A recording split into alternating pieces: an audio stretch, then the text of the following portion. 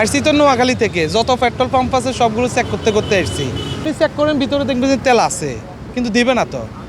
আমরা ক্রাইসিস তৈরি করতেছি। বাইকারকে যদি আপনি 3 লিটার দেন, সে এখান থেকে ঢাকা সিটিতে 3-4 ঘন্টা কাভার করলে তো শেষ হয়ে যাবে। সিরিয়ালে আসছি এখানে অনেকে 8টায়, আমি এসছি 10টায়। তখন বলছে যে 11:30টার দিকে গাড়ি আসবে, গাড়ি লোড করবে, তারপরে শুরু করবে, 12টার দিকে শুরু করবে বলছে। এখন তো 1টা বাজে, দেখা যাক কখন গাড়ি আসে, কখন শুরু করে। আসছি তো নোয়াখালী থেকে, যত পেট্রোল পাম্প আছে সবগুলো চেক করতে করতে আসছি। সবগুলোতে একই দশা। 5 লিটার তেল নিয়ে বের হয়েছি, এখন মনে হয় 1 লিটার আছে। উত্তরা পর্যন্ত তেল নিয়ে ঢুকতে হবে, নাহলে আর বেরোতে পারবো না। উত্তরাতেই থাকি। দেশের মানুষকে প্রতিদিন সুরক্ষিত রাখার প্রত্যয় নিয়ে সেফটি কেবলস সহ এলো সেফ সিলিং ফ্যান। ঈদের ছুটিতে বাড়িতে গেছি, এখন আসছি। সমস্যাটা হচ্ছে আমাদের সমস্যা, আমরা ক্রাইসিস তৈরি করতেছি। আর ইয়েতে আপনার চট্টগ্রাম ডিপুগুলোতে তো দেখলাম সবগুলো, আমরা টিভি নিউজেই দেখলাম যে সবগুলো ডিপুতে মোটামুটি তেল আছে, এবং ওদের ট্যাঙ্কারে যে বাসগুলো আছে সবগুলোই ফুল, কিন্তু এরা ইচ্ছে করে আনতেছে না। এখন যদি আপনি চেক করেন, ভিতরে দেখবেন যে তেল আছে, কিন্তু দিবে না তো। ওরা বলবে গাড়ি একটা আসবে, ওটা লোড করবে, ওভাবেই ক্রাইসিস তৈরি করছে, এরাই তৈরি করতেছে।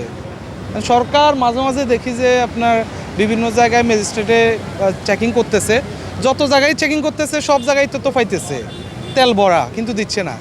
এখন যদি আপনি এটা চেক করেন, এটা তো দেখবেন যে তেল আছে, কিন্তু এরা দিচ্ছে না। এখন এখানে আমাদের কি করে, আমরা তো লাইনে দাঁড়াই আছি, তেল ছাড়া তো আর বাসায়ও যেতে পারবো না।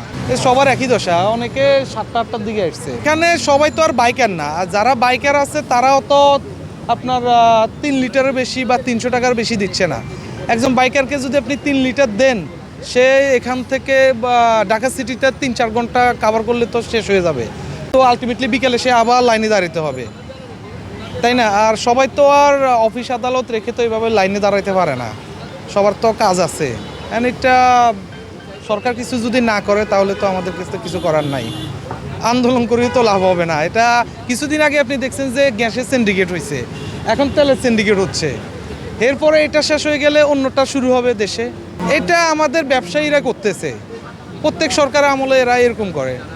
এটা আগে তো আওয়ামী লীগের সরকারের আমলে আপনার একটা দুর্যোগ হলে আরেকটা ইচ্ছে করে ওরা ক্রিয়েট করতো, করে ওটা দিয়ে ওটা ধামাচাপা দিত।